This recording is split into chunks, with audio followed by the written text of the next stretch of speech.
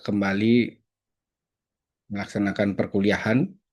Nah, ini untuk mata kuliah Marketing Public Relation. Jadi tanpa berlama-lama lagi, yang pura yang nanti sekitar jam setengah empatan nih ke sampun malih pulih ngayah ring Panyar nggih nggak kinten piodalan kinten. Jadi mari kita mulai langsung nggih. Baik, untuk sore hari ini, siang hari ini nggih, kita lanjutkan dengan materi. Nah, niki Mohon izin Pak dosen, tiang off siap. kamera lagi Iya, iya, iya. perjalanan pulang ada keluarga meninggal. Mira tuh, nggih, Bu. Dumugi amur acintia nggih. Untuk Kade semua Bapak. nggih, nggih. Nggih, niki saya lanjutkan lagi dengan materi, salah satu materi yang juga praktek-praktek daripada marketing public relation, ya, terutama di public relation pasti akan muncul namanya satu praktek ini, yaitu bagaimana hubungan dengan media, gitu ya. Jadi bagaimana membangun hubungan dengan media. Nah, media dalam hal ini bagaimana kita kemudian eh, membangun hubungan apakah dengan wartawan, ya, baik secara pribadi maupun kemudian organisasi maupun perusahaan. Karena membangun hubungan dengan media ini begitu adalah salah satu upaya agar eh, upaya kita di dalam mencitrakan diri di tengah publik, dalam hal ini apakah konsumen, masyarakat maupun stakeholders yang lainnya itu bisa kemudian bekerja secara efektif. Jadi adalah bagaimana kita memanfaatkan segala macam beragam saluran komunikasi, terutama media, ini di dalam kemudian kita membangun citra perusahaan maupun organisasi. Nah,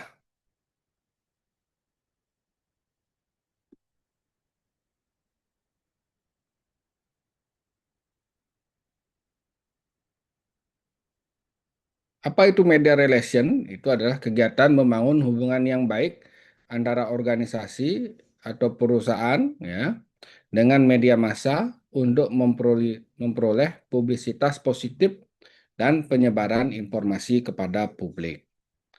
Karena tanpa media, ya, media massa ini tentu publisitas kita eh, belum bisa dikatakan bekerja secara maksimal. Meskipun kita memiliki saluran-saluran komunikasi, misalnya perusahaan atau organisasi kita sudah memanfaatkan yang namanya website, ya, kemudian memanfaatkan media sosial, jadi bisa saja kita membuat semua akun di media sosial yang ada, ya. Kita membuat akun di Facebook, kita membuat akun di TikTok, kita membuat akun di Instagram, dan seluruh media sosial begitu. Tapi ya pada era seperti ini tentu eh, kecepatan penyebaran informasi itu pasti dapat lebih optimal jika kita kemudian apa namanya mengabarkannya melalui media-media massa yang ada di mana namanya di Indonesia ataupun secara global begitu. Jadi eh, dengan kita memanfaatkan sumber daya yang dimiliki oleh media massa, tentu akan lebih banyak informasi itu bisa tersebar dengan cepat. Nah, dalam konteks marketing public relation, maka hubungan dengan media ini digunakan untuk yang pasti yang pertama adalah memperkuat citra merek, ya. Jadi kalau dulu ada yang mengatakan kalau belum tampil di media, maka kredibilitas, nah, termasuk prestise gitu ya, prestise daripada suatu perusahaan gitu ataupun organisasi itu belum, ya itu. Jadi seperti apa namanya, kalau sudah punya atau muncul di media massa gitu, pasti ya di sana akan ada gengsinya juga, ada prestise dan kredibilitas. Ya, jadi seperti itu kemudian kekuatan daripada media massa. Karena ya pemikirannya adalah media massa itu tidak saja kemudian sebagai satu alat untuk menyebarkan informasi dengan cepat, tetapi tentu mereka menilai bahwa sistem di balik media massa itu yang apa namanya menumbuhkan kepercayaan ya dari misalnya perusahaan gitu. Jadi kalau belum muncul di satu media ini apa namanya gengsinya belum muncul gitu ya, karena mereka percaya ya ada sistem yang luar biasa di balik media itu yang bekerja, ya yang pastinya akan juga turut meningkatkan ya kalau sudah muncul brand kita atau merek kita di media massa tersebut, ya pasti akan naik juga pula gengsinya. Karena persepsi publik ya pada saat itu adalah mereka yang bekerja di balik media gitu pasti adalah orang-orang yang tentu berpendidikan tinggi ya, orang-orang yang kemudian memiliki intelektualitas yang tinggi, terus apa namanya sistemnya yang juga pasti akan sangat teliti gitu ya, karena ada pola gatekeeping gitu ya. Jadi seleksinya pasti juga tinggi ya. Ini pasti akan menimbulkan kalau masuk ke media tersebut bisa gitu ya, itu pasti seleksinya sangat ketat dan sulit gitu. Sekali lolos ya ini pasti apa namanya akan meningkatkan nilai gengsi dari merek yang kita miliki. Nah, sebegitu besarnya kepercayaan publik kepada media, ya. Jadi kalau misalnya ada merek atau brand-brand baik produk maupun jasa kita muncul di satu media itu gitu ya, maka otomatis juga ikut ya meningkatkan kepercayaan publik terhadap jasa ataupun produk yang kita miliki, ya. Ya mungkin publik mengenal bahwa ya media tersebut misalnya sangat sulit untuk bisa menembus ya, bisa menembus agar terpublikasi di sana gitu. Jadi ya karena tadi sistemnya yang kemudian berlapis, seleksinya yang ketat ya, jadi tidak mudah untuk bisa kemudian terpublikasi di sana ya.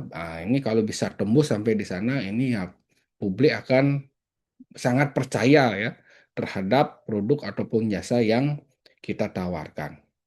Atau kalau misalnya menggunakan sistem iklan di media tersebut mungkin karena gengsinya sangat luar biasa, ya bisa jadi biaya untuk beriklan di tempat atau di media massa itu juga sangat mahal, ya. Jadi luar biasa misalnya apa namanya harganya gitu dan hanya perusahaan-perusahaan tertentu yang bisa menembus itu kan. Nah, publik kemudian bisa juga akan mempersepsikan ya tidak sembarangan gitu ya. Kalau tidak sembarangan bisa menembus media massa tersebut gitu. Jadi ya karena apa namanya ada sistem yang berlaku seperti itulah yang akhirnya ya semakin bisa meningkatkan kepercayaan publik ya terhadap produk ataupun jasa yang kemudian dipublikasikan oleh media massa tertentu, ya. Termasuk kemudian dalam konteks marketing public relation ini juga untuk mendukung promosi produk ya. Seperti tadilah ya. Jadi saringannya sangat ketat, hanya misalnya produk atau jasa tertentu yang bisa muncul di sana. Nah, ini pasti juga akan meningkatkan kredibilitas. Kemudian membangun awareness gitu, suatu kesadaran terhadap merek tersebut, serta nah ini menciptakan reputasi positif perusahaan. Misalnya kalau Bapak Ibu pernah mendengar apa namanya itu ya, seperti majalah Times gitu ya. Itu kan biasanya ada informasi tentang 100 orang terkaya di Indonesia atau 100 orang kaya di dunia atau 10 orang berpengaruh di dunia. Nah, seperti itu misalnya. Jadi kan kalau mereka punya apa namanya satu program seperti itu, jadi ya seperti tadi gitu ya, akan dapat menimbulkan reputasi positif terhadap perusahaan. Karena ya hanya orang-orang atau perusahaan-perusahaan berpengaruh yang akan dilirik oleh media massa tersebut gitu. Ya, biasanya media massa juga mungkin akan membuat penghargaan-penghargaan, misalnya top 10 pemimpin, misalnya seperti itu, pemimpin perusahaan di Indonesia yang paling berpengaruh. Nah, ini ya. Jadi kalau sudah misalnya membuat semacam satu program seperti itu, ya. Nah, ini kalau salah satu misalnya perusahaan itu masuk di sana ya dan juga para pemimpinnya, nah ini pasti apa namanya akan meningkatkan reputasi positif. Karena seperti tadi gitu dijelaskan bahwa tentu berdasarkan satu seleksi yang sangat ketat, kemudian sudah berdasarkan hasil analisa dan lain sebagainya. Nah, bagi media massa tersebut juga tidak ingin misalnya membuatnya ya dengan sembarangan. Pasti mereka punya satu mekanisme, satu punya sistem dan lain sebagainya. Jadi tidak mau misalnya membuat satu tulisan yang ecek-ecek gitu ya, yang receh gitu ya.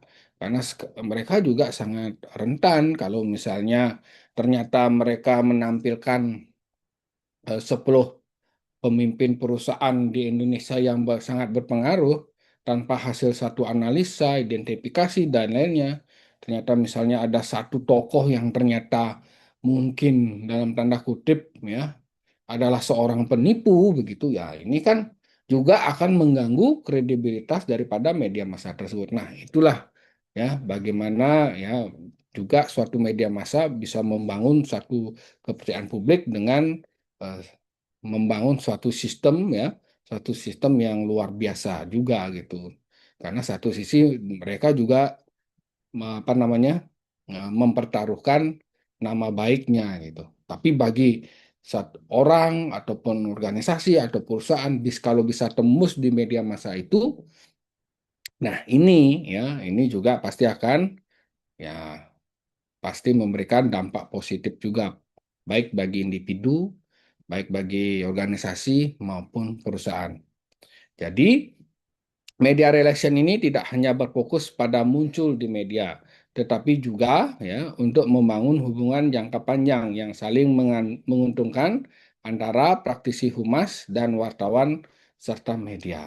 Nah, oleh karena itu, begitu pentingnya media massa, ya, maka ini bagi para humas begitu juga harus ya mereka kemudian membangun satu hubungan kepada media massa ini, baik kepada perusahaannya, baik kepada manajemennya, termasuk juga kepada wartawan, ya. Jadi semua harus dibangun gitu.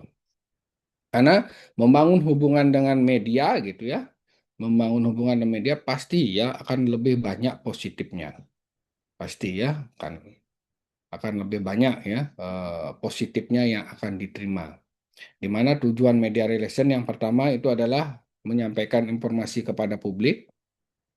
Jadi, kalau kita memiliki suatu produk atau jasa yang baru misalnya, nah belum lama ini ya ada satu perusahaan yang baru juga apa namanya eh, opening di Singaraja ya, itu kalau nggak salah namanya Wadon Bali ya, itu mungkin jualan sambal gitu ya, itu apa namanya salah satunya juga kan ya tidak saja melibatkan apa namanya sosial medianya sendiri, tetapi juga melibatkan tentu adalah pasti dari rekan-rekan media ya untuk memperkenalkan perusahaannya gitu ya.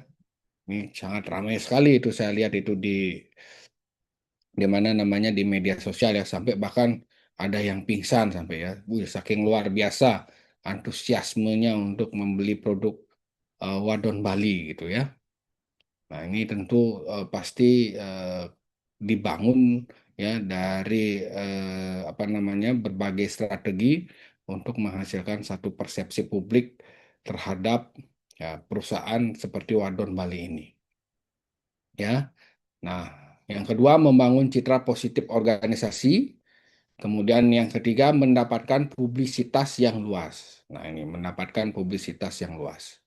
Karena tidak hanya kita tidak hanya mengandalkan eh, media kita sendiri, dalam hal ini apakah sosial media yang kita kelola atau kemudian misalnya media online atau website yang kita kelola sendiri gitu. Tapi kita juga kemudian bagaimana memanfaatkan ya saluran-saluran yang dimiliki oleh media massa ini, baik eh, elektronik maupun online, ya, maupun sosial media yang dimiliki oleh perusahaan-perusahaan media tersebut gitu. Terus menjalin hubungan baik dengan wartawan, nah, karena wartawan inilah yang garda terdepan ya, garda terdepan dari perusahaan media tersebut.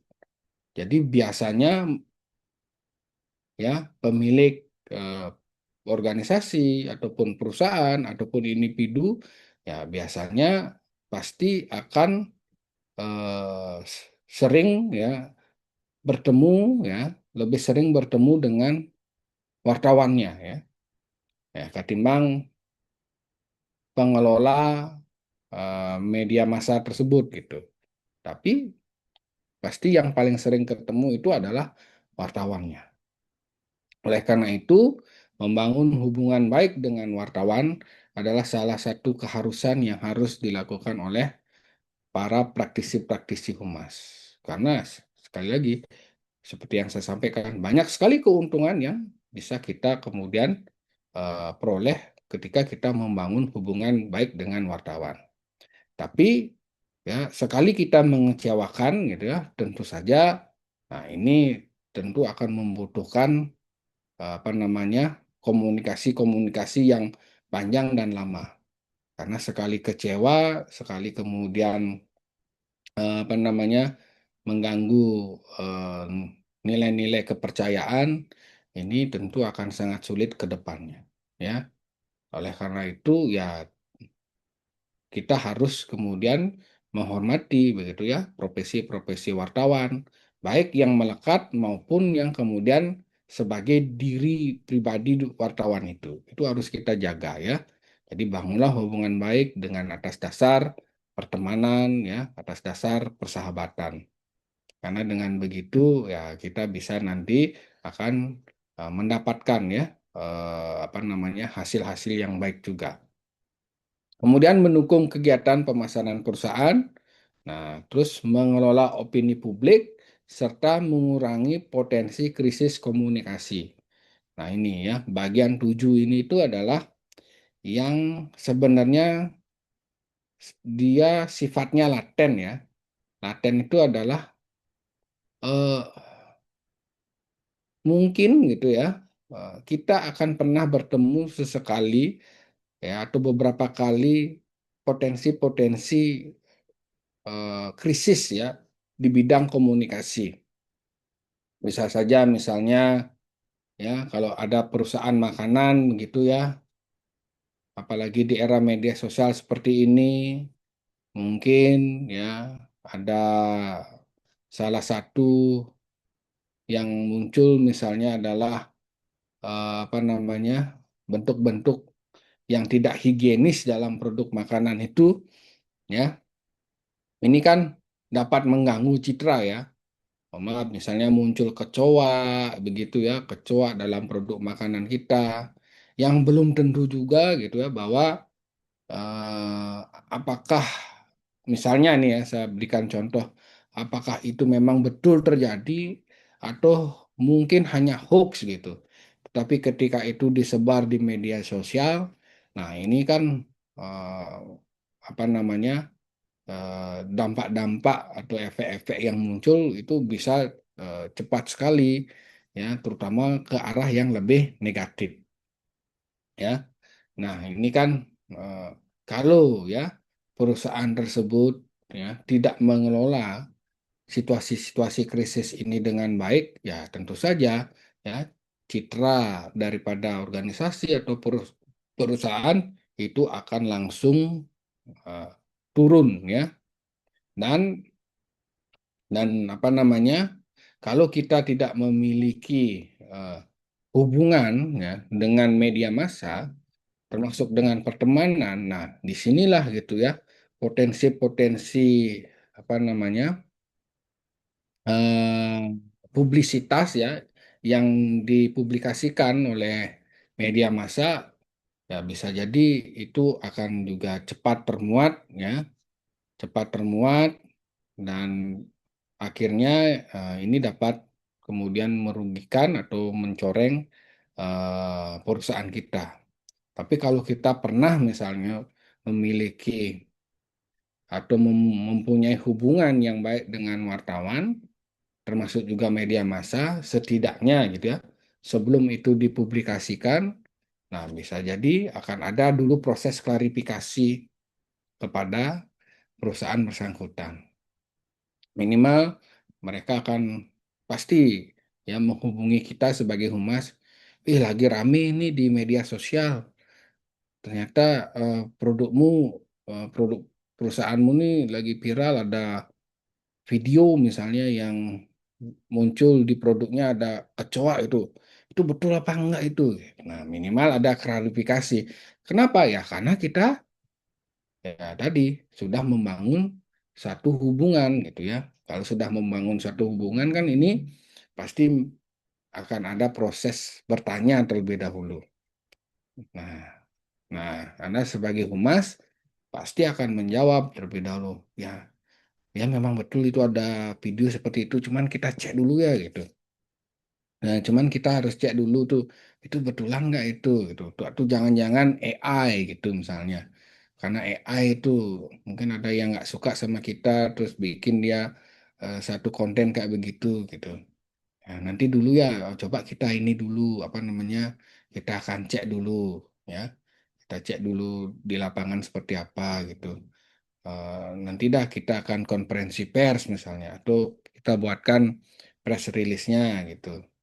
Nah, nanti di dalam publikasi, ya nanti akan ada pertimbangan dari wartawan tersebut misalnya, setelah mendengar klarifikasi kita. Apakah dia akan tetap membuat, namun kemudian mencantumkan pada satu paragraf atau dua paragraf dengan misalnya ketika dihubungi eh, humas ini kemudian mengatakan itu ya. Nah, seperti begitu. Atau kemudian dia memilih kemudian tidak memuat dulu ya, dia mungkin akan memuat publikasi ketika misalnya sudah ada informasi lanjutan daripada perusahaan tersebut. Nah, itulah keuntungannya ya ketika kita membangun satu hubungan dengan media. Atau contohnya lagi ya, saya ambil contoh ketika misalnya di Desa Les ini ya, mungkin ada yang pernah mendengar Desa Les, apa namanya, di Kecamatan Tejepule itu sedang membangun apa namanya desa wisatanya gitu ya. Jadi ternyata teman-teman media mendengarkan apa namanya eh, upaya dari Desa Les ya untuk membangun desa wisatanya. Nah, datang ke sana, diterima oleh kepala desanya, kemudian ada juga tokoh-tokoh pariwisatanya, itu artinya mereka menyambut dengan baik, begitu ya. Mereka menyambut dengan baik, mereka kemudian apa namanya juga mengadakan semacam pertemuan, diajak ngobrol dan lain sebagainya, kemudian juga di apa namanya eh, diajak untuk berkeliling ya di tempat-tempat itu, difasilitasi ya, kemudian juga dijamu dengan baik.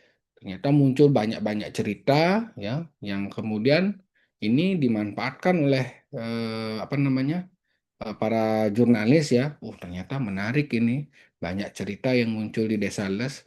ya ada sisi menariknya, ada value-nya yang bagus juga untuk bisa diberitakan. Nah, ini akhirnya langsung booming ya, muncul langsung di media massa. Langsung muncul di media massa baik terutama online ya, terutama online. Jadi desa les yang dulu sepi akan publikasi tentang desa wisata di media online ya, di web apa namanya, di internet, tiba-tiba ya sekali datang teman-teman dari jurnalis itu langsung di Google begitu ya, kemudian muncul tentang desa les. Ketika apa namanya masyarakat mencari desa les begitu di Google, ya, itu akan muncul banyak sekali artikel-artikel publikasi tentang desa les. Karena ya tadi ya, jadi keramahan dan kemudian kerendahan hati kepala desanya dan juga pengelola tokoh wisata di sana itu membuat apa ya, mungkin jurnalisnya respect ya, respect gitu bahwa memang betul ya pembangunan desa wisata di Desa Les itu tidak tidak untuk apa namanya diri sendiri atau satu dua kelompok tertentu saja, tapi adalah bagaimana upaya desa secara keseluruhan untuk eh, pembangunan desa wisata. Nah, akhirnya ya ketika membuat event misalnya, ya membuat event begitu, nah kemudian apa namanya salah satu tokoh wisata di sana menghubungi ya teman-teman wartawan begitu akan ada event nih di Desa Les tentang pariwisata gitu. Mohon kehadiran teman-teman gitu. Nah, itu mereka datang ya, mereka datang artinya eh, ya tadi gitu ya. Karena memang mereka mencari apa namanya berita ya, mencari berita dan ingin mempublikasikan tentang potensi desa wisata Desa Les. Nah, itu dilakukan terus dan akhirnya apa? Citra dari Desa Les sebagai desa wisata ya yang kemudian menggabungkan antara gunung dan laut itu akhirnya terbangun ya, terbangun ya citranya gitu. Nah, akhirnya puncaknya itu adalah ketika Kementerian Pariwisata ya pada saat itu menterinya Pak Sandiaga Uno itu setiap tahunnya ada yang namanya Anugerah Desa Wisata ya ADWI ya dan tentu saja gitu ya mungkin salah satu pertimbangan daripada juri itu adalah bagaimana visibilitas ya visibilitas desa wisata les ini itu muncul tidak misalnya di tengah masyarakat. Nah, salah satu yang paling mudah untuk ya melihat atau visibilitas tentang desa wisata les itu adalah melihatnya di internet ya dan dan karena sudah dilakukan kerja-kerja seperti itu saya rasa ketika Anda mengetikkan desa les begitu di Google misalnya itu sudah muncul itu deretan publikasi ya. Nah, artinya apa? Artinya adalah visibilitas ya tentang desa les itu ya, muncul dengan baik dan pasti juga akan menjadi salah satu pertimbangan daripada para juri gitu ya. Ya, bagaimana Anda ingin mengatakan bahwa bahwa misalnya saya ingin mengembangkan desa wisata gitu di tempat saya, tapi visibilitas ya, visibilitas atau publikasi di dunia internet misalnya melalui Google gitu, itu tidak ketika kita ketikkan desa itu tidak ada gitu. Nah, ini kan ya akan menjadi salah satu catatan. Nah, itu maksud saya contohnya ya, bagaimana kita bisa membangun hubungan dengan baik dengan media itu bisa kemudian memberikan dampak positif. Nah, yang coba contohkan ini. Tadi kita lihat visibilitas daripada sales misalnya.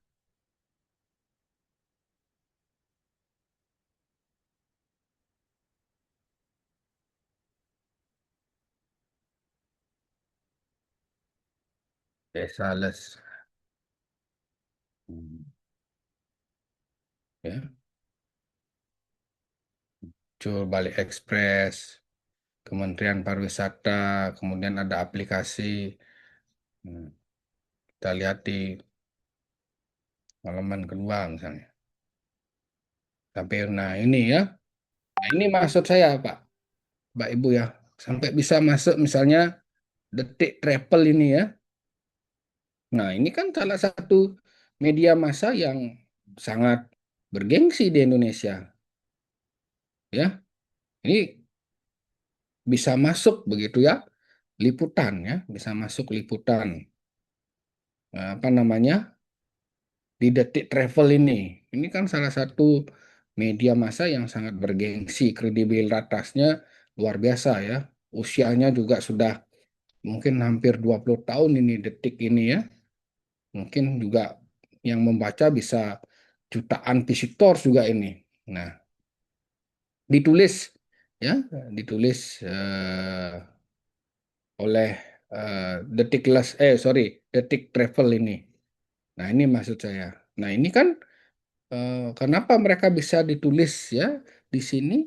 Itu karena mungkin saya juga ngikutin ya dari awal. Itu ya memang kerja-kerja daripada teman-teman media lokal terlebih dahulu. Nah, bagaimana kemudian media lokal itu juga mereka tetap menuju ke desa tersebut ya tadi ya karena mereka apa namanya mengelola dengan baik ya hubungan dengan media-media lokal. Ya, ini misalnya seperti ya salah satu yang saya sebut tadi itu ada tokohnya, ini juga Pak Nyoman Nadiano ini ya, yang juga punya satu jaringan dengan eh, teman-teman media ya. Nah, dari sanalah muncul publik publikasi-publikasi. Nah, ini kemudian ada juga sampai iNews ya. Bos Whopper baru dengan flame grilled beef, double meat, double cheese. Coba sekarang di Burger King. Bangun pagi mikirin gak dapat karyawan langsung migrain. Tandanya kamu butuh job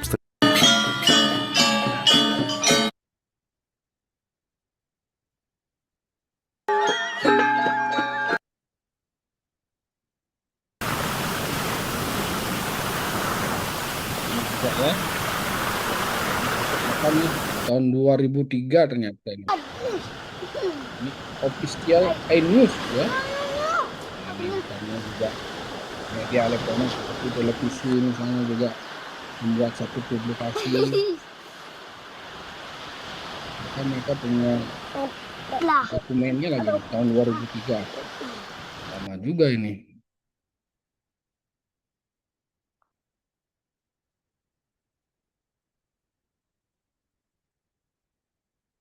Metro TV juga, nah seperti itu. RRI, ya.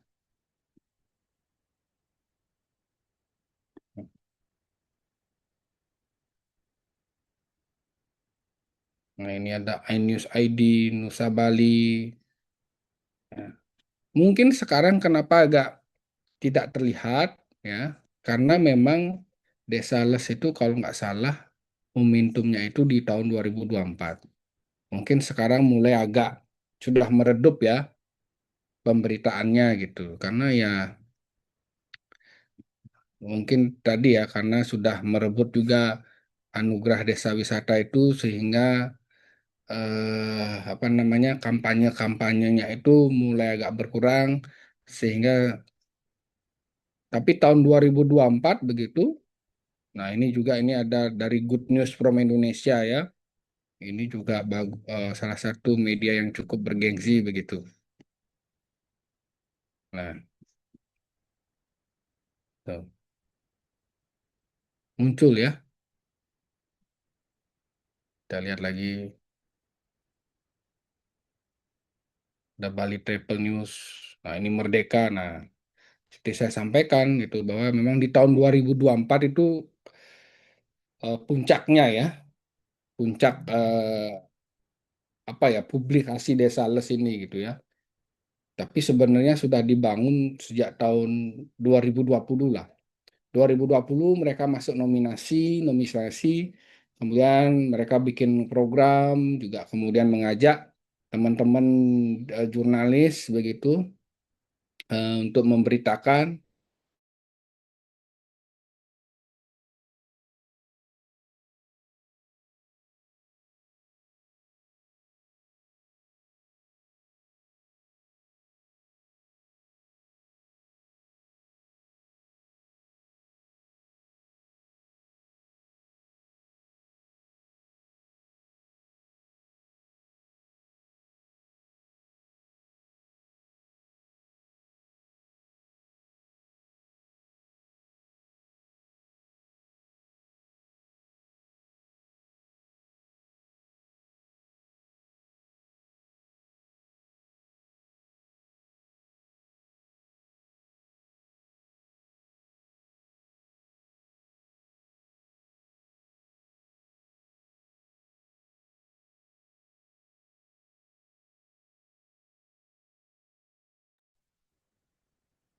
Ini habis baterai ya, Pak dosen. Hilang.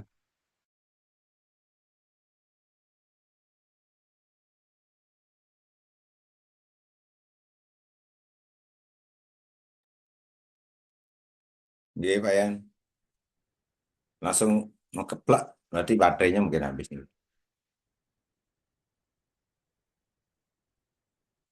Ya, antosan dulu. Chargernya, chargernya disembunyiin mana itu?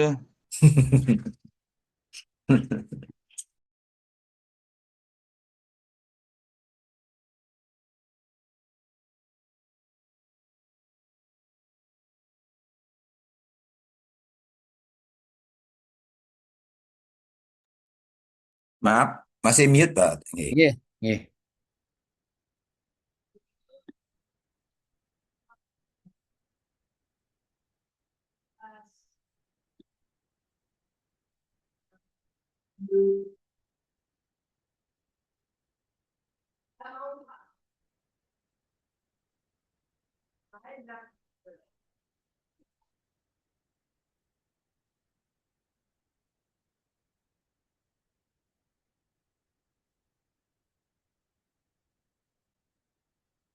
Ya.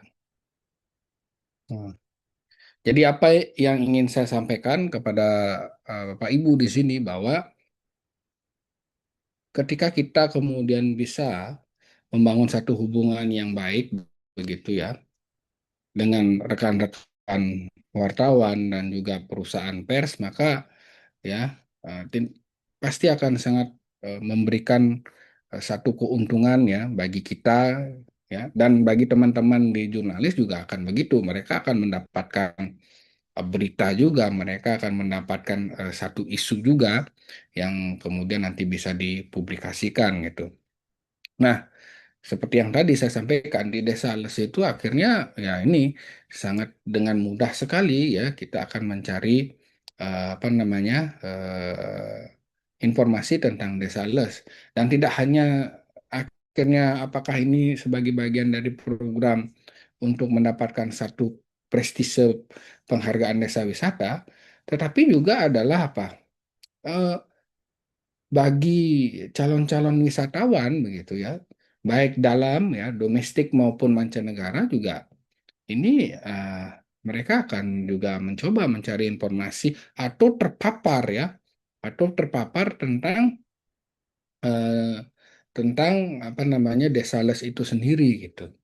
Jadi semakin banyak kemudian publikasi itu muncul di berbagai saluran yang ada gitu ya, apalagi di media sosial saat ini, ya tentu kerja-kerja di dalam untuk upaya mempublikasikan bagaimana mendongkrak citra kita itu jauh akan lebih mudah untuk dilakukan. Tapi sekali lagi gitu ya bahwa eh, hal ini gitu ya juga eh, tentu ada misalnya apa namanya satu hal yang harus diperhatikan. Tadi seperti saya sampaikan bahwa jangan sampai bahwa kita kemudian dalam tanda kutip eh, mengecewakan gitu ya, mengecewakan eh, teman-teman jurnalis tersebut gitu ya, atau kemudian apa namanya kepercayaannya itu dinodai begitu, karena ya tadi akan sangat sulit sekali gitu ya, atau perlu kerja untuk mengembalikan kepercayaan eh, sebelumnya itu agar pulih gitu. Jadi ini harus kita juga perhatikan. Oleh karena itu ya mau tidak mau ya kita harus respect dan kita harus menghormati ya. Dan jangan apa namanya kalau memang kita sedang ada krisis begitu ya, sedang ada krisis eh, disampaikan saja ya yang apa namanya sebenar-benarnya gitu ya. Atau Anda juga bisa mengatakan eh, jangan dulu ditulis ya, jangan dulu dipublikasikan.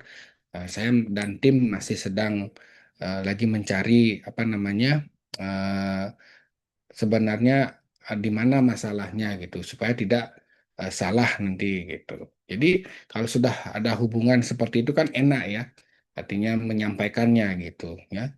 Nah, ini kalau kita tidak pernah menjalin satu hubungan dengan media massa ataupun dengan para wartawan, nah sekali misalnya kita kena satu krisis, ya pasti ya mereka akan mencari informasi ya, misalnya biar muncul dulu ya sebagai bahan apa namanya publikasi, ya mereka akan kemudian melakukan atau mempublikasikan dengan laporan mata terlebih dahulu. Jadi laporan pandangan aja lebih dahulu ya.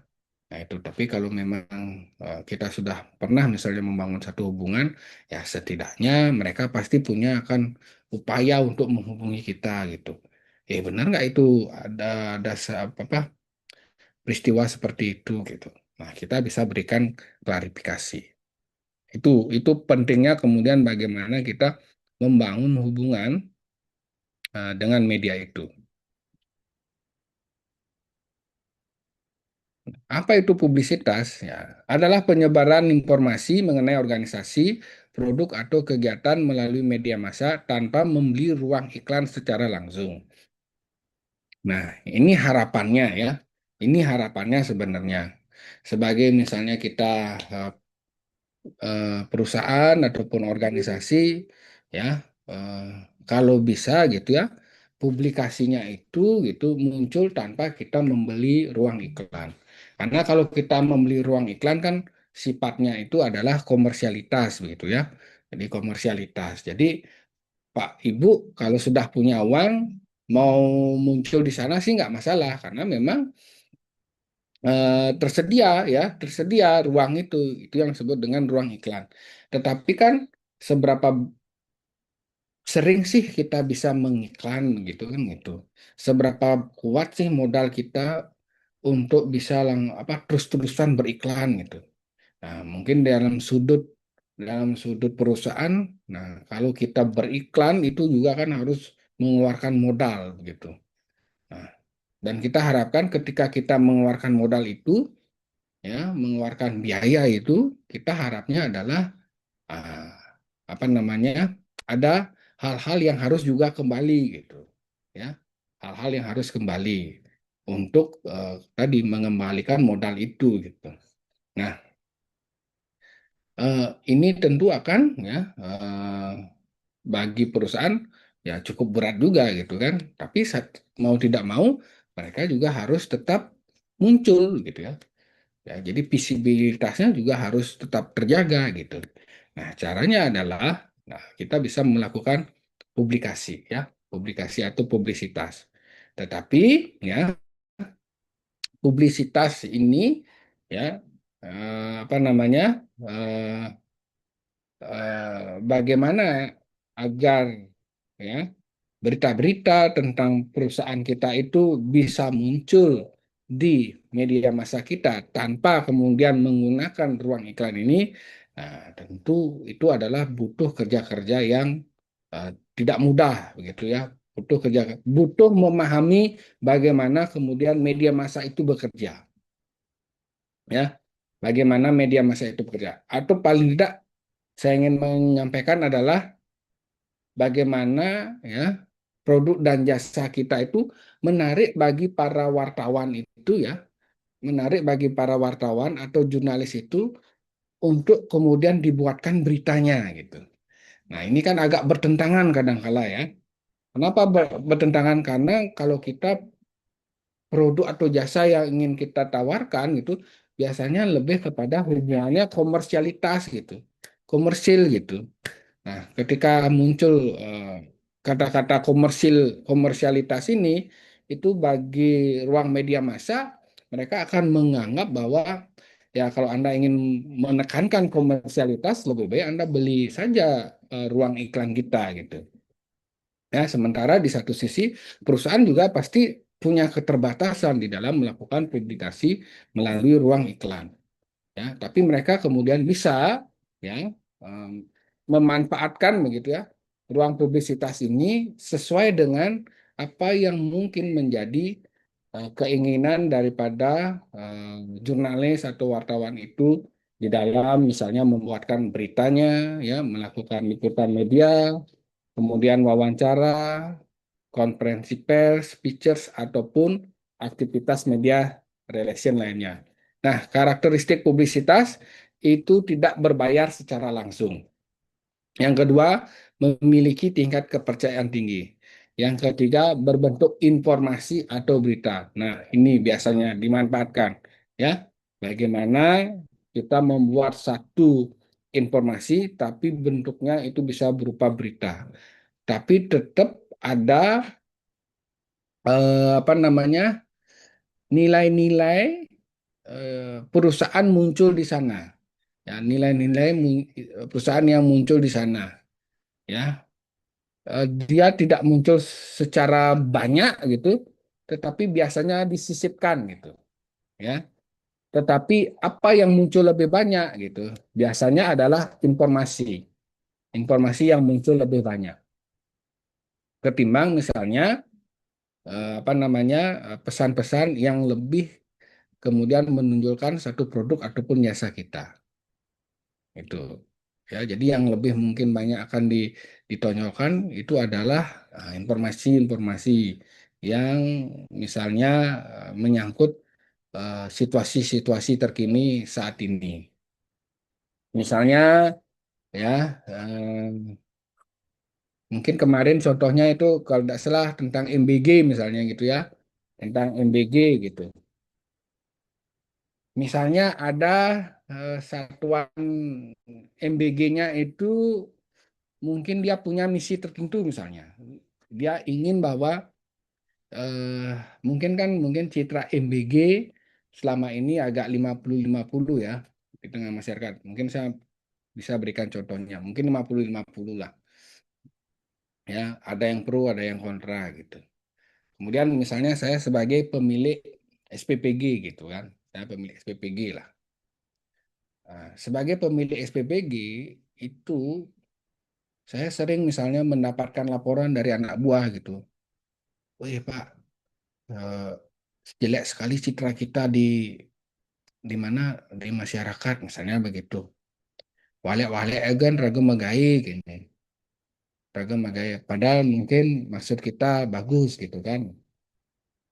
Pokoknya menu kita kurang atau misalnya apa namanya mobil kita mogok kemarin itu sudah difoto terus kita dibully dan lain sebagainya. Nah, mungkin itu tidak berpengaruh secara langsung misalnya Anda sebagai pemilik SPPG. Cuman mungkin kemudian Anda sebagai pemilik SPPG merasa bahwa saya kok punya rasa gitu bahwa saya ingin memperbaiki citra ya, citra dari SPPG.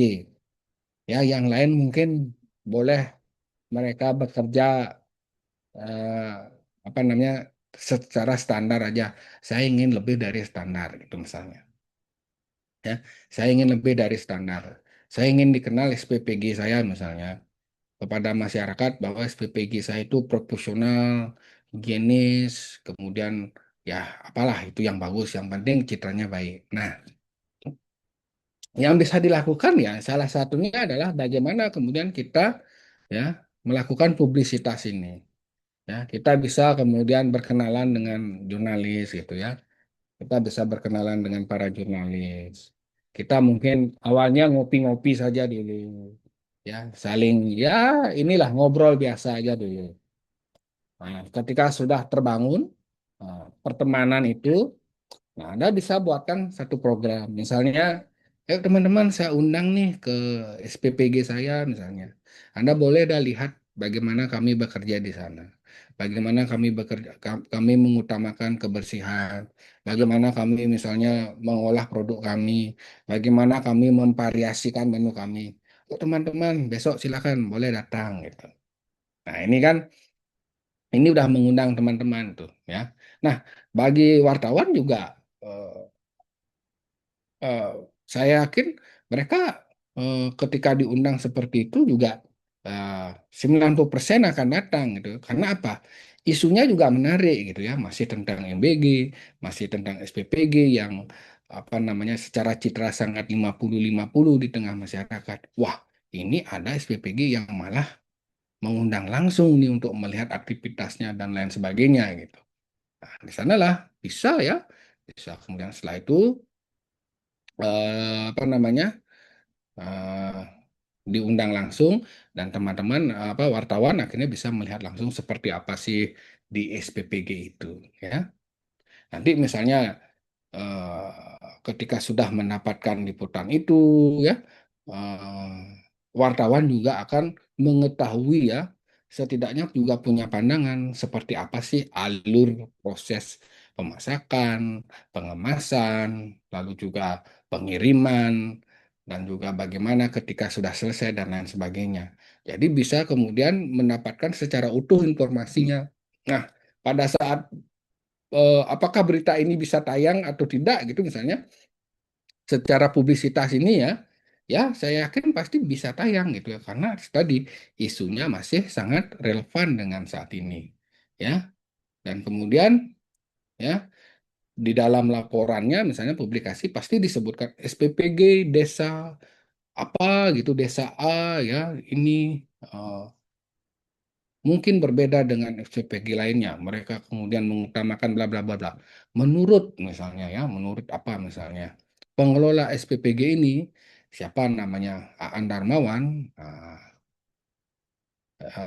standar yang dikeluarkan misalnya seperti itu dari pengelola Badan Gizi Nasional memang sudah ada. Namun dia kemudian lebih memaksimalkan agar sesuai dengan apa namanya nilai-nilai lokal misalnya seperti itu ya nilai-nilai lokal yang ada nah dibuatkan publisitas seperti itu ya jadi bisa kemudian ya apa yang akhirnya dapat gitu ya pertama publikasinya dapat ya kemudian SPPG itu memberikan informasi yang memang mungkin masih menjadi simpang siur ya simpang siur di tengah masyarakat. Berikutnya adalah, nah tadi mungkin ya, dalam tanda kutip, publikasi gratis ya. Jadi dia tidak perlu kemudian membeli ruang iklan untuk mempublikasikan itu. Tetapi apa? Karena nilai value beritanya lebih tinggi misalnya. Sehingga bagi jurnalis, ya, ini akan menjadi satu berita yang bisa muncul gitu ya, ataupun tayang. Nah, seperti itu. Berikutnya adalah ya, apa yang bisa dilakukan juga oleh pemilik SPPG tidak hanya berhenti di sana saja, ya, tidak hanya berhenti di sana saja, tapi dia juga harus memikirkan nih bagaimana agar kelanjutan daripada kegiatan yang tadi sudah dilakukan. Jadi bisa dibuatkan program-program berikutnya sehingga tadi gitu ya bahwa akhirnya muncul setidaknya ada satu SPPG yang dalam tanda kutip membantah misalnya opini publik yang negatif itu kepada SPPG gitu ya. Nah, kalau misalnya ada satu contoh yang bagus, nah ini kan apa biasanya juga akan mendapatkan satu penyebaran yang sangat cepat dan bisa muncul akhirnya ke nasional. Nah, siapa tahu itu ya, karena pemberitaannya ini akhirnya bisa diundang langsung sama Pak Presiden, sama Pak Prabowo, atau dikunjungi langsung gitu ya. Ya, dikunjungi langsung. Nah, sama seperti yang dilakukan oleh di Desa Lestari itu gitu ya. Jadi, ya, Desa Les itu bisa jadi tidak besar kalau tanpa ada dukungan dari media massa. Karena tadi orang kemudian mencari informasi tentang desa alas itu bisa sangat dengan mudah di internet. Nah, saya berikan contoh analogi misalnya tentang SPPG, ya, karena tadi misalnya sebagai pemilik SPPG, Anda merasa bahwa tadi, ya, bahwa eh, citra SPPG itu buruk di tengah masyarakat. Ya, 50-50 lah, 50. Ada yang mengatakan baik, ada yang buruk. Nah, Anda kemudian punya niat gitu untuk mengubah citranya. Kemudian Anda melakukan berbagai program. Salah satunya adalah membangun hubungan dengan media. Kemudian Anda undang media secara langsung, main ke SPPG Anda, termasuk misalnya mencicipi misalnya menu MBG yang Anda kelola. Jadi silakan teman-teman wartawan, silakan Anda mencicipi kira-kira gimana, rasanya enak atau tidak gitu. Nah, teman-teman wartawan bisa juga dia gini, baru ngundang kita, misalnya kan gitu ya, baru ngundang kita dibikin menunya yang enak ya, coba aja nanti aku main lagi 1 minggu di tempat di tempat SPPG di sekolah yang di SPPG ini ngirim. Ya, gimana gimana ya? Apakah rasanya tetap sama enak waktu saya kunjungan atau malah-malah berubah gitu. Nah, tapi karena Anda sebagai pemilik misalnya gitu ya, memang niatnya ingin kemudian bagus begitu, Anda tetap menjaga rasa. Nah, ketika wartawannya itu datang ke sekolah itu, ya, kemudian mencari berita ke sekolah itu, menanyakan SPPG-nya yang di sini bagaimana, bagus atau tidak, pelayanannya seperti apa, makanannya seperti apa, enak atau tidak, ya, segar-segar enggak buahnya, atau seperti apa menunya, variatif atau enggak. Nah, sekolah kan bisa kemudian memberikan informasi ya secara langsung, ya, apakah itu bagus atau tidak. Nah, di sanalah ya akan kemudian eh, bagaimana wartawan ini bekerja gitu. Jadi kalau memang kemudian Anda memang sebagai pemilik SPPG itu memang bagus gitu ya, baru mengundang mengundang wartawan baru bagus gitu misalnya, ya, tapi kemudian ketika Anda memang bekerjanya secara bagus, sekolah mungkin juga akan menginformasikan dengan bagus, wah bagus Pak ini dan lain sebagainya. Ayo Pak, coba silakan Pak makan menu mereka. Nah, wartawan juga pasti bisa mencoba. Nah, setelah dirasakan, wah ternyata masih tetap enak ini. Nah, inilah akhirnya ya, betul ya, tidak hanya waktu diundang saja enak, tapi ketika wartawan itu juga ngecek ke sekolahnya juga masih enak. Nah, ini akan diberitakan lagi gitu kan, akan diberitakan lagi dan seterusnya. Nah, disinilah akhirnya ya publisitas itu bekerja. Ya, setelah itu ya bisa jadi karena wartawannya sudah percaya dan sudah kenal sama pemiliknya, hal-hal yang berkaitan dengan misalnya tentang MBG ya dan lain sebagainya, mereka sudah punya kontak gitu. Ya, mereka sudah punya kontak. Jadi kalau besok ada isu-isu tentang MBG, wartawannya itu pasti akan langsung mengingat si pemilik SPPG itu. Ya, jadi bahkan kalau misalnya ada masalah dengan SPPG lain, bisa aja dia diwawancarai gitu. Pak, nih yang SPPG itu kemarin ada kasus, menurut Pak sebagai pemilik SPPG yang bagus bagaimana? Oh, pasti gitu. Akhirnya nanti itu bisa muncul terus ya. Dan sekali lagi kekuatan media akan bekerja, kekuatan publisitas akan bekerja. Siapa tahu nanti kemudian ini dibaca ya, atau kemudian ada mungkin Pak Prabowo mungkin ingin mencari contoh SPPG yang bagus dan lain sebagainya. Ketika mereka mencari di internet, ternyata berita-berita SPPG kita itu muncul di sana. Nah, disitulah ya keajaiban dari media itu bekerja. Siapa tahu akhirnya bisa lah ya dikunjungi dan ya kerja-kerja kita ya dan kerja-kerja kemudian bagaimana memanfaatkan, mengoptimalkan kerja dengan media massa itu dapat terlihat. Itu bisa hanya karena kita melakukan publisitas tadi itu. Jadi kita tidak membeli ruang iklan, tetapi kita mencoba melihat ya bagaimana agar kita juga bisa memanfaatkan ruang publisitas ini. Tapi sekali lagi ini hanya analogi nggih, Bapak Ibu nggih, hanya analogi gitu. Tapi saya ambil contoh seperti tadi di Desa Alas itu. Ya mereka bekerjanya seperti itu. Jadi kalau Bapak Ibu misalnya bekerja, ya bekerja, apakah di desa dan lain sebagainya, jangan alergi sama jurnalis ataupun wartawan. Ya, bahkan ajaklah ya mereka ya bangun hubungan dengan mereka.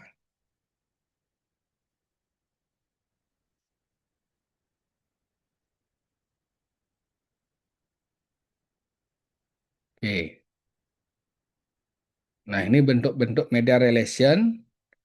Nah, ini biasanya press release nih. Ini adalah naskah berita resmi yang dikirim kepada media. Ini bisa menggunakan press release. Ini kalau misalnya memang sudah terjadi kontak ya dengan media massa. Nah, karakteristik press release yang agar bisa termuat di media tentu juga harus sesuai dengan selera. Jadi kita juga harus mengetahui bagaimana karakteristik tiap media. Ada yang suka misalnya media itu suka dengan data-data ya, data-data angka gitu misalnya, persentase, pertumbuhan tahun ini lebih tinggi dibandingkan tahun lalu misalnya. Nah, ini juga harus kita memahami ya. Ada juga misalnya media yang lebih suka menulisnya dengan gaya bercerita misalnya. Nah, itu juga harus kita ketahui bagaimana sih karakteristik daripada media tersebut gitu ya. Nah, jadi ini harus juga kita pelajari karena tidak bisa Anda menulis satu untuk semua gitu ya, satu untuk semua gitu. Jadi kalau Anda memang ingin menyasar satu media tertentu, kita harus mengikuti gitu, membaca bagaimana sih karakteristik tulisan mereka ya. Jadi kalau misalnya Anda ingin menyasar media yang memang suka dengan angka-angka begitu, suka-suka dengan data-data statistik, ya jangan Anda bikin press release yang bercerita begitu ya, yang bercerita gitu. Ini pasti nggak akan kemudian tidak akan dipandang oleh apa namanya tim redaksi mereka gitu. Jadi disitulah kemudian perlu perlu satu hal perhatian ya. Kemudian bisa melakukan konferensi pers. Nah, ini konferensi pers. Jadi biasanya pertemuan organisasi dengan wartawan untuk menyampaikan informasi penting.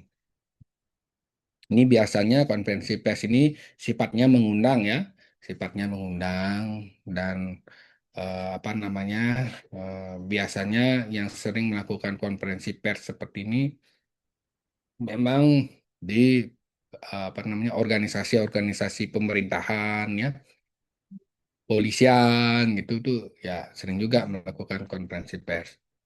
Berikutnya media gathering, kegiatan informal untuk membangun hubungan dengan media gitu ya.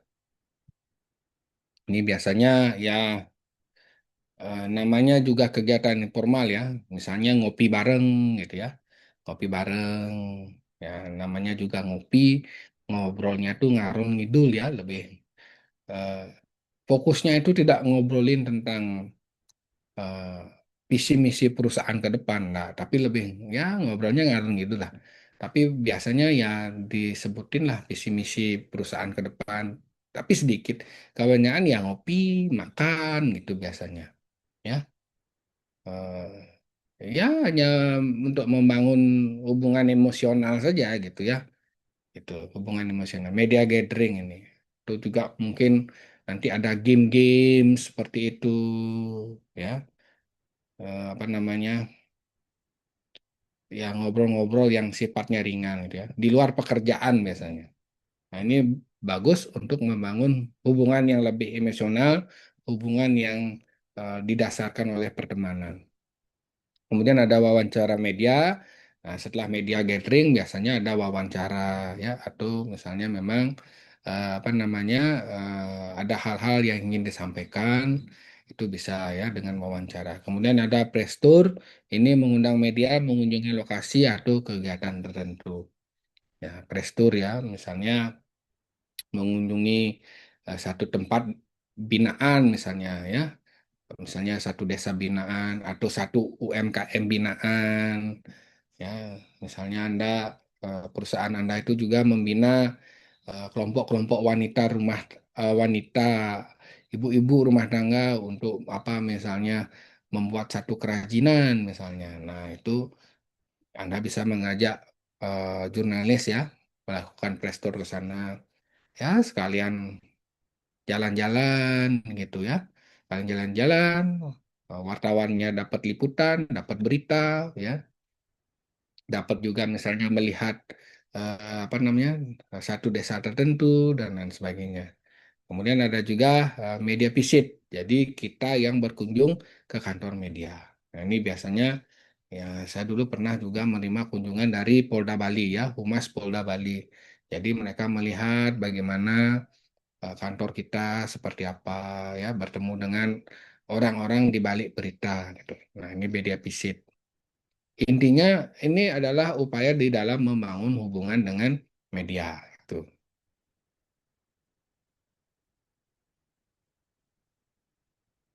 Nah, strategi media dalam marketing public relation adalah perencanaan penggunaan media secara efektif untuk mencapai tujuan komunikasi organisasi. Nah, strategi media harus mempertimbangkan satu target audience, dua karakter media, tiga pesan komunikasi, waktu publikasi dan tujuan kampanye. Nah, tadi mungkin cerita saya itu sebenarnya adalah bagian dari ini ya. Jadi target audience ya. Karena setiap media pasti punya audiens tertentu ya. Apakah audiensnya umum ya? Apakah audiensnya untuk anak muda? Apakah audiensnya hanya untuk kalangan perempuan saja? Nah, apakah hanya untuk laki-laki ya? Ataupun dewasa ya? Eh, Kemudian kategorinya mungkin juga tua dan lain sebagainya. Nah, itu harus juga kita lihat mereka itu menyasar kemana. Tuh, ya. Kemudian karakter media ya, karakter medianya seperti apa misalnya ya.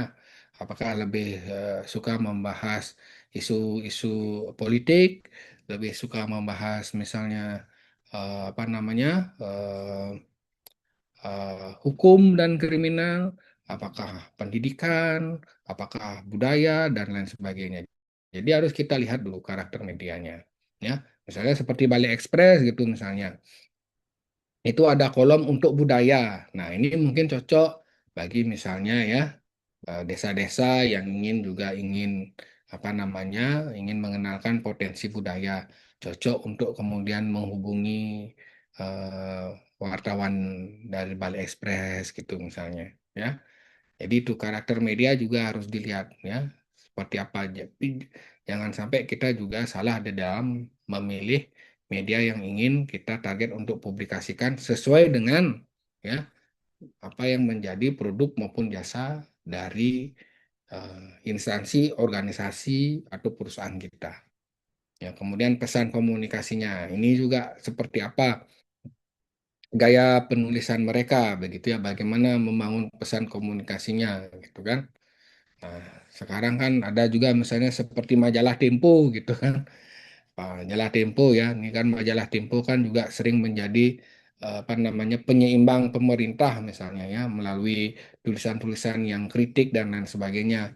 Nah, sekarang Anda eh, harus juga mempertimbangkan gitu kan, mempertimbangkan gitu kira apakah satu misalnya bagaimana mereka kemudian menuliskan pemberitaannya gitu ya ada juga ya perusahaan yang khawatir gitu ya misalnya perusahaan yang khawatir kalau saya beriklan di sana dipikirnya nanti saya misalnya akan mengkritik pemerintah bisa aja begitu ya perusahaan itu ya sehingga mereka mempertimbangkan sebaiknya saya tidak beriklan di sana bisa aja tapi ada juga gitu ya mereka ada yang melihat misalnya wah ini apa Tempo ini bagus sekali ini gitu kan saya lihat pembacanya banyak, yang mengatensi juga banyak. Wah, kalau saya beriklan di sana atau saya menulis di sana gitu ya, itu pasti eh, visibilitasnya juga akan tinggi gitu. Ya. Kemudian kapan harus dipublikasikan, ya, dan tujuan kampanye itu harus juga disesuaikan nantinya dengan karakteristik media tersebut. Langkah-langkahnya, pertama, satu, tentukan tujuan komunikasi. Apakah Anda ingin meningkatkan citra merek Anda? Apakah Anda ingin memperkenalkan produk baru atau memperbaiki citra perusahaan? Jadi tentukan dulu tujuan komunikasi. Kemudian identifikasi target audiens. Tentukan siapa sasaran komunikasi. Remaja, mahasiswa, masyarakat umum, komunitas tertentu, pelanggan potensial. Ya, kalau perusahaan Anda adalah tentang pertanian gitu ya, pasti Anda akan mencari misalnya media-media yang membahas tentang pertanian ya. Kalau dulu ada namanya Trubus gitu ya, majalah Trubus gitu. Ya pasti Anda akan mempublikasikan atau mengiklankan di apa namanya media massa seperti itu. Jadi tentukan dulu siapa sasaran komunikasinya. Berikutnya, tentukan pesan utama. Pesan harus jelas, singkat, menarik, mudah dipahami sesuai dengan kebutuhan audiens. Gitu. Kemudian pilihlah media yang tepat. Media dapat berupa televisi, radio, surat kabar, media online, media sosial, podcast, atau menggunakan influencer digital. Ya, ini terkait dengan era digital seperti saat sekarang. Kemudian tentukan waktu publikasi. Waktu penting agar pesan efektif diterima audiens. Dan jalin hubungan dengan media. Hubungan baik dengan wartawan itu akan mempermudah penyebaran informasi. Lakukan evaluasi publikasi, ukur jumlah pemberitaan, respon publik, ya, kemudian engagement dan dampak terhadap citra ataupun penjualan. Ya. Kriteria media yang baik untuk MPR itu adalah sesuai dengan target audiens. Ya, memang perusahaan Anda tentang pertanian, ya pasti Anda akan mencari media-media tentang pertanian. Kemudian memiliki kredibilitas yang tinggi. Ya, kemudian jangkauan luas, memiliki engagement yang baik, serta relevan dengan perusahaan, pesan perusahaan. Nah, media relation di era digital. Nah, perkembangan digital itu mengubah praktek media relation. Saat ini organisasi tidak hanya berhubungan dengan media konvensional, tetapi juga media online, konten kreator, ya, influencer, podcaster, media sosial.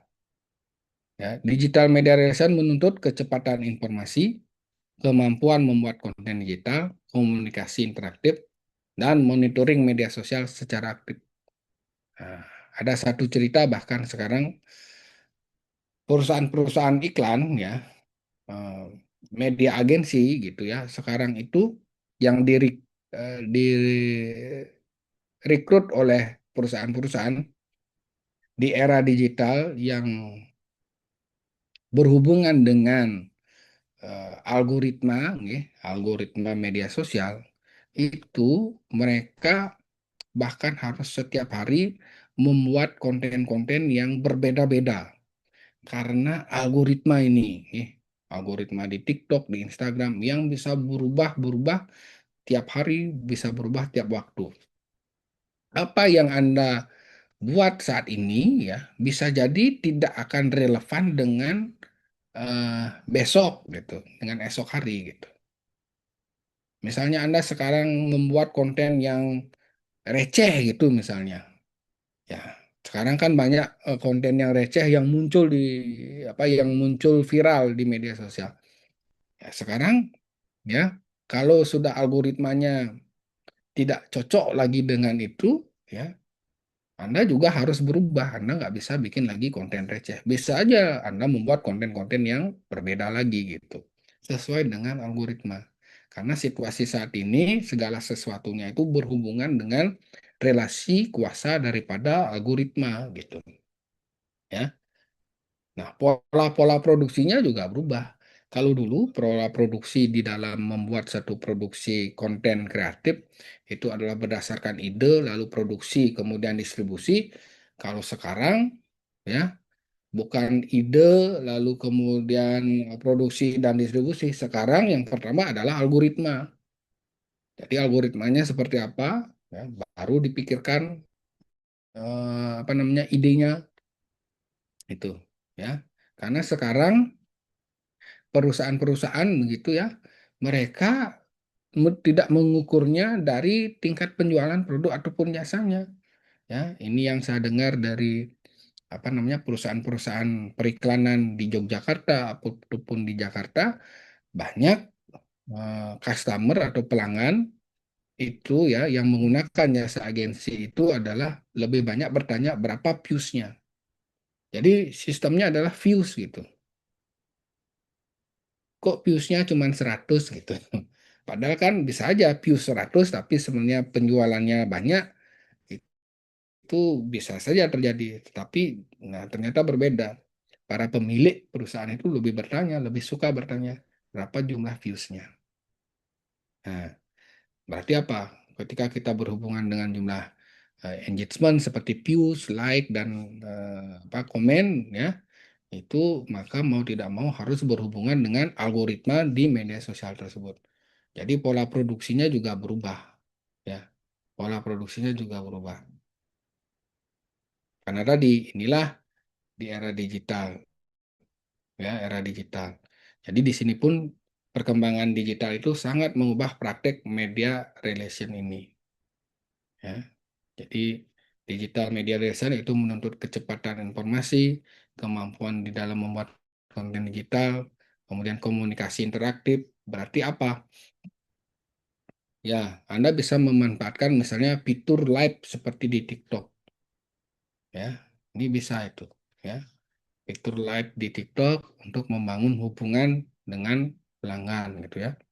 Hubungan dengan pelanggan itu lebih cepat dan lain sebagainya. Karena dibutuhkan komunikasi yang interaktif. Tantangan media relation, satu, persaingan informasi yang tinggi, kemudian penyebaran hoax dan disinformasi. Nah, yang ketiga, perubahan pola konsumsi media. Ya, saat ini konsumsi media, masyarakat lebih banyak mencari informasi di media sosial ketimbang di media online. Ya, tuh. Jadi memang sekarang beberapa artikel mengatakan memang orang nyari informasi di media sosial. Nah, ini tentu sangat berbeda sekali ketika mencari informasi di media sosial, maka bisa saja gitu ya, yang muncul adalah banyak hoax dan banyak disinformasi. Tuh. Kemudian krisis komunikasi digital serta kecepatan arus informasi. Karena eh, kecepatan arus informasi, maka praktek-praktek seperti verifikasi seperti itu ya mau tidak mau akan mengalami penekanan. Ketika verifikasi mengalami penekanan, ya ini pasti nanti hasilnya ya khawatirnya adalah tentu saja beritanya menjadi ya tidak valid dan lain sebagainya. Dan ini sangat-sangat tentu berbahaya bagi masyarakat. Ya, ini contoh strategi media. Misalnya kasus sebuah kampus ingin meningkatkan jumlah mahasiswa baru, maka strategi media yang bisa dilakukan membuat press release prestasi kampus, mengadakan konferensi pers, ya, menggandeng media lokal, memanfaatkan Instagram dan TikTok, mengundang influencer pendidikan, serta membuat konten video testimoni mahasiswa. Nah, kesimpulan, ya media relation merupakan bagian penting dalam marketing public relation untuk membangun citra dan memperoleh publisitas positif melalui media. Nah, keberhasilan media relation itu sangat dipengaruhi oleh kemampuan organisasi di dalam menyusun strategi media yang tepat, memahami karakter audiens, serta membangun hubungan profesional dengan media massa. Jadi kuncinya hanya 3, strategi media yang tepat, memahami karakter audiens. Ini juga penting ya, karena kalau Anda tidak memahami audiens Anda, ini biasanya apa namanya eh, akan bisa tercipta miskomunikasi atau kemudian tidak sampai pesannya gitu ya. Audiens Anda sukanya misalnya yang kontennya yang jedak-jedug gitu, tapi Anda buatkan misalnya kontennya yang terlalu berpuitis gitu kan nggak nyambung jadinya ya.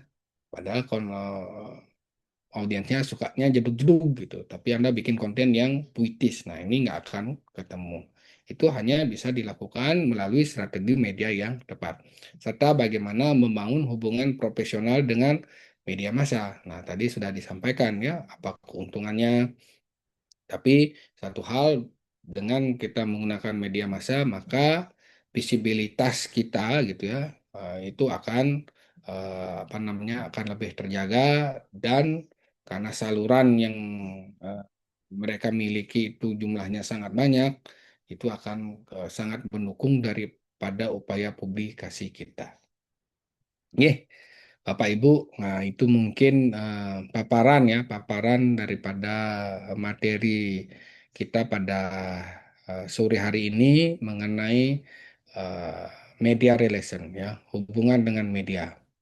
Tuh, jadi tadi yang sudah berikan ada contoh konkret, ya, seperti Desales, kemudian ada juga semacam analogi, ya, analogi contoh yang bisa dilakukan, eh, misalnya tadi tiang gunakan dengan analogi MBG, ya, eh, MBG, kemudian ada juga tadi tiang apa namanya berikan beberapa contoh-contoh yang mungkin praktis yang terjadi di lapangan. Nah, cukup panjang ini. Tadi saya menyampaikan, ya, hampir 1,5 jam ini. Mudah-mudahan masih tetap ada yang bisa mengikuti. Nah, kemudian kira-kira nih, ada hal yang mau didiskusikan, ada hal yang mau ditanyakan terkait materi ini. Untuk waktu yang persilakan, Bapak Ibu. Sudah sangat jelas, Bapak dosen. Untuk Oh, saya pribadi ya sementara belum belum ada yang ditanyakan gitu. oh, siap. Cukup jelas sekali nih. Terima kasih nih Pak dosen. Siap-siap. Makasih Pak Edi. Yang lainnya? Pak, izin Pak, berarti Oke. publisitas atau publikasi yang organik berarti lebih ini Pak ya. Kayak tadi Desales itu organik semua tuh ya Pak ya, yang di search engine ya. Ya, itu organik semua, Pak. Karena tiang apa namanya, mungkin juga ikut, ya, mengikuti lah, ya, setiap apa namanya, apa yang mereka lakukan, ya. Tidak ada yang berbayar, Bang. Tidak ada yang berbayar. Mereka menggandeng memang teman-teman dari komunitas jurnalis Buleleng, terus Dinas Pariwisata juga berkepentingan di sana, ya, untuk membangun itu. Dan satu hal lagi, memang pendekatan yang mereka lakukan itu memang ini, Pak, artinya ya satu hubungan yang didasarkan atas pertemanan, Pak. Nah, dan itu yang mungkin sulit, ya, mungkin sulit dilakukan gitu, tapi bukan berarti tidak mungkin. Maksudnya itu ada tantangan ketika kita membangun hubungan atas dasar tersebut. Jadi butuh apa namanya, ya, satu treatment yang apa namanya, ya.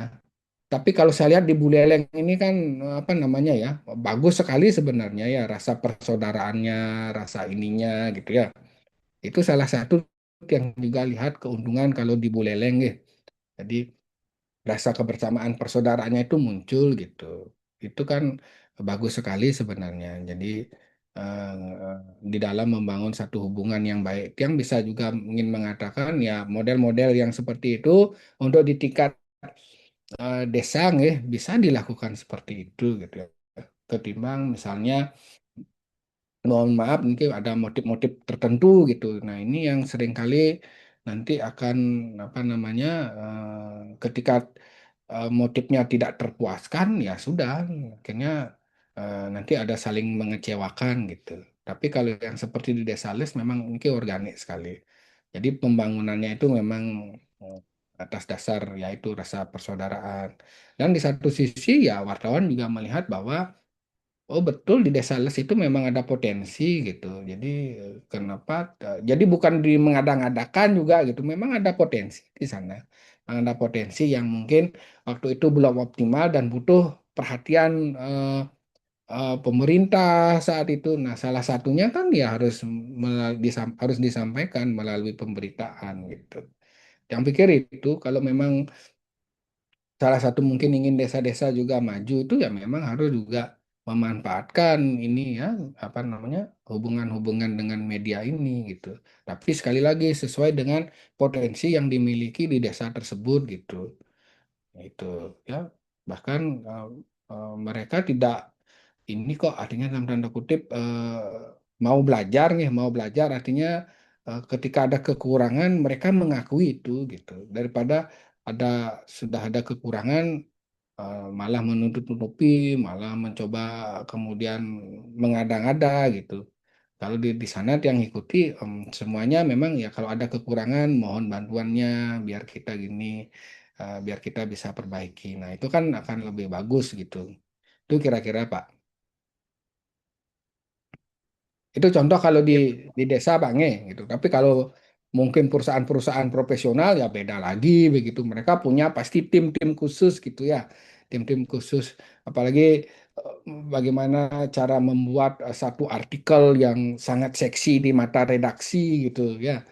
Itu mereka punya tim-tim khusus gitu. Jadi pasti mereka akan lebih memanfaatkan data, mereka akan lebih memanfaatkan satu perkembangan isu-isu yang terkini saat ini. Mereka pasti punya tim itu. Jadi ketika itu kemudian misalnya ditawarkan ke tim redaksi, ya tim redaksi bisa saja itu mempublikasikannya tanpa harus misalnya dalam tanda kutip mencharge jasa publikasinya gitu.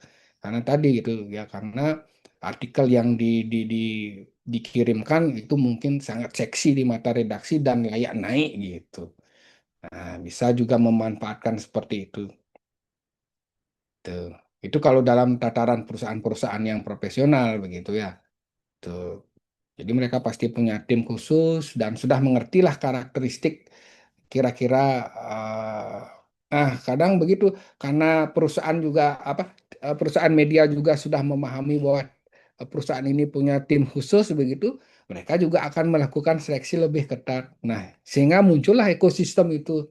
Kenapa kalau misalnya tulisan saya muncul di media ini itu sangat nilainya nilai gengsinya itu tinggi sekali yaitu karena ada proses yang ketat agar itu bisa terpublikasi. Tapi kalau misalnya punya dalam tanda kutip anggaran, ya perusahaan media juga punya dia memang khusus kolom-kolom untuk memang mereka gunakan untuk beriklan. Tapi kan sekali lagi gitu, ya seberapa banyak kekuatan kita untuk misalnya melakukan itu secara terus-menerus gitu ya. Paling hanya berkala kan karena setiap perusahaan kan pasti satu tahun satu tahun juga pasti setidaknya menganggarkan lah ya, menganggarkan bagi perusahaan media massa. Tetapi dalam temuan saya, ini penelitian saya di Buleleng khususnya gitu ya.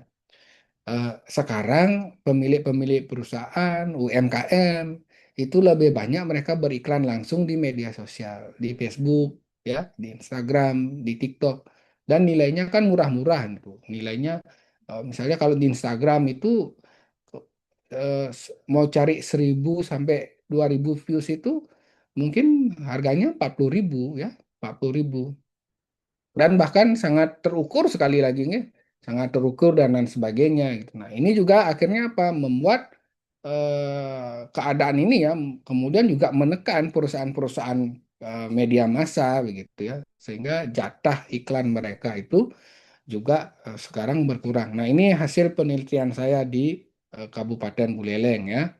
Jadi memang UMKM sekarang lebih banyak dia ini ke media sosial termasuk menggunakan ini influencer ya, menggunakan influencer gitu.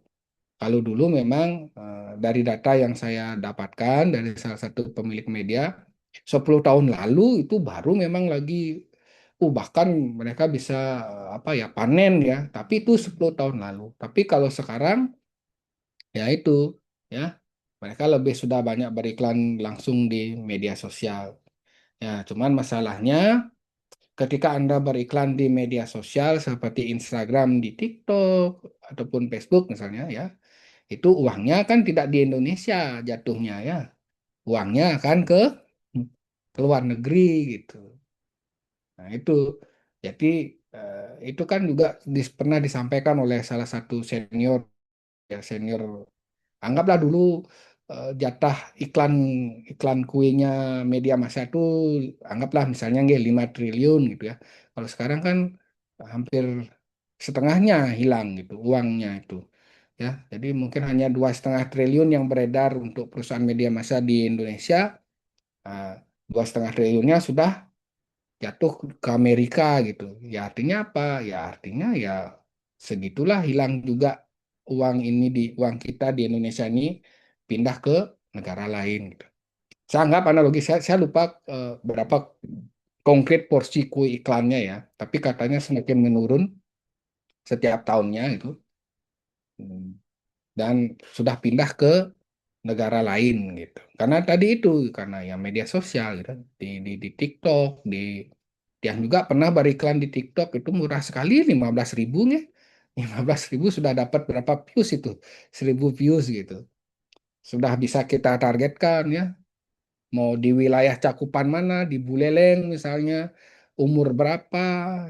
Nah, itu berapa durasinya? Gampang sekali sekarang gitu.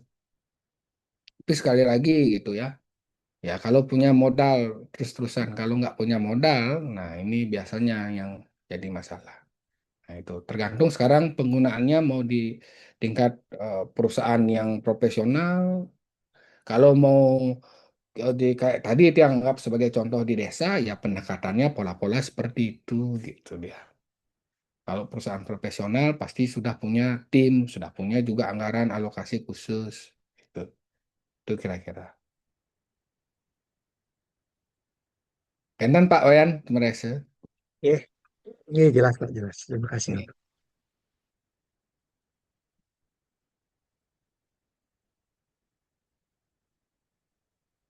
Nah, tiang absensi ya, presensi.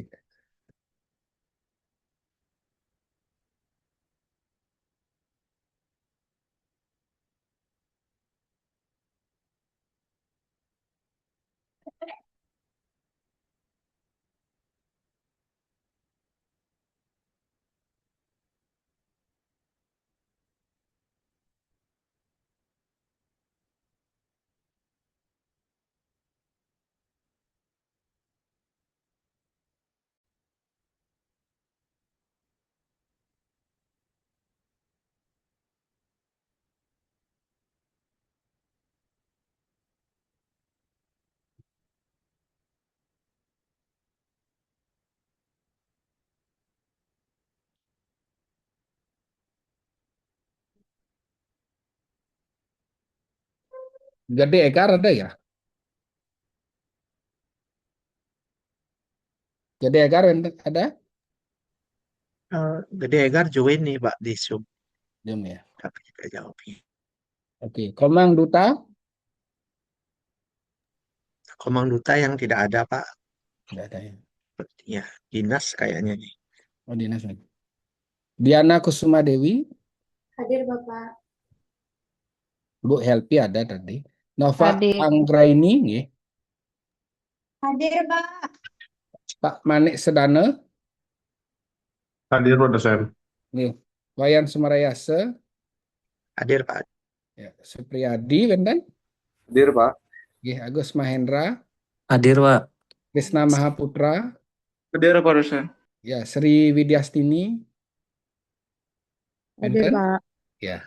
Arya Utama, Hadir Pak. nggih. Kan Koma, benten. Kan Koma, Kan koma ada Pak di Zoom ada ya? ini. Nggak bisa. Nggih. Wayan Widiantara, Hadir Pak dosen, hadir. dan nggih. Edi Sastrawan ada tadi. Hadir, Sri Pak. Stiti, Hadir, Pak. ya. Okta Yuanita, Kota ada tidak ya? ada Pak. Ada ya. Sumardita, Hadir, Pak dosen. nggih. Wartodane, Hadir, Pak dosen. nggih. Dewi Susanti, Oh, nggak ada Agung ya. Dewi tidak ada. Ya udah. Terakhir Kadek Damayanti. Hadir, Pak dosen. Baik, pun yang sensi. Nggih, Bapak Ibu, saya rasa untuk hari ini kita cukup sekian ya. Terima kasih sudah bisa join dan mohon maaf kalau ada hal-hal yang mungkin kurang dalam pemaparan materi yang tadi. Yang harapkan Bapak Ibu dapat mengembangkan perkuliahan ini juga dengan misalnya apa namanya pengalaman-pengalaman yang sudah Bapak Ibu miliki. Nggih, dari saya Nika Manten yang akhiri perkuliahan ini dengan Pramod Santi. Om Santi Santi Om Santi. Santi Om. Terima Oke, kasih terima Pak kasih. dosen. Selamat Selamat sore. sore semuanya. Izin undur nih, makasih. Oke, Pak. Oke.